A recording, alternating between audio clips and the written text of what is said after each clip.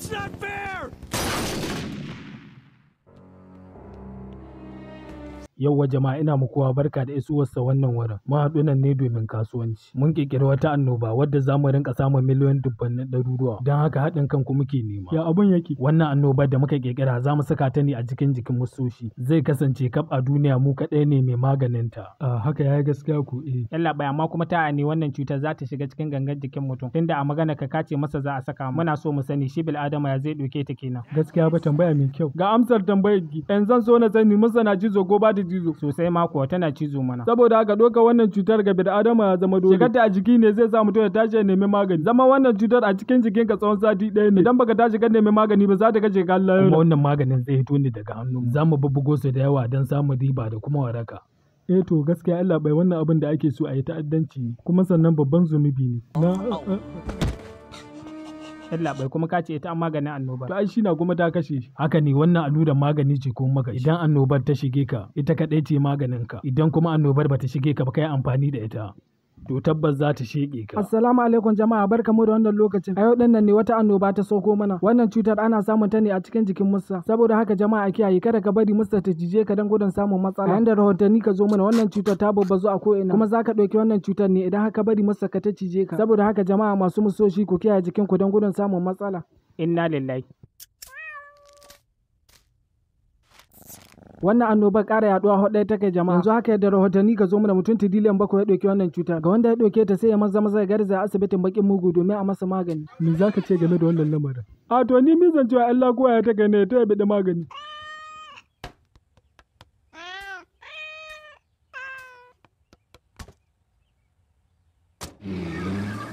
Wayalo ina hake don Allah. Ni ce kai sauri ka sheko ka zo ka kawo mai ragowar kayan ida babbake su gaba ɗaya. Sauri hababan sa musa ko guda ta sheka. Dan ji daɗi. Haba ka dakata kaji. Tun da zo magana na kama kuma kana ji. Shegin salo ya miki yawa wallahi halami an kai. Dan ji daɗi. Inda ban zo ba da shi kenan ka babbake babanka. Wa faɗa miki halan ai da je zahi ya kai mai hito azzi. Kai ai wallahi bari kawai to. Yawa jama'a bakin mugu ya ce ga da ku da sai kuma magana ta gaba.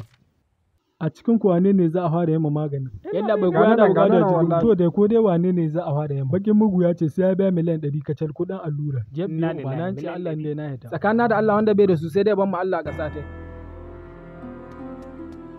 Kai kana ta ina bakin mugu ya ce wanda zai aiki sai ya biya naira miliyan 100. Allah da make ni kenan wala ni dai ba da jijan ba. Gaba da na mai da hannuwan kare don da na ga don musa makamai da na ga da mada.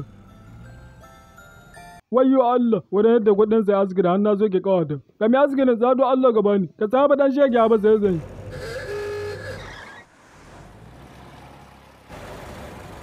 Ji sabon gwamna ya shigo cikin mutane haka ina yi.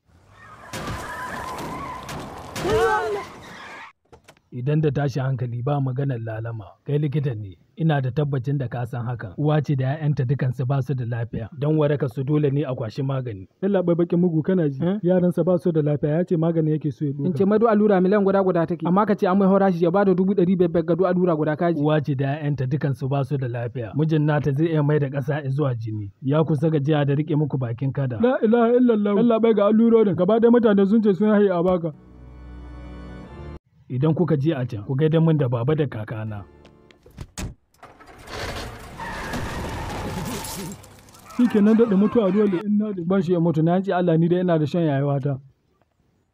Ku je kuma in na gugujja ko da ba mai allura ba ina shan da cewa rashin lafiya ga tawoki min jati. In na mutu yanzu ai banna. To ba an sha albashi na nawa ga wata ba kuma yanzu gashi muna 27 ga wata.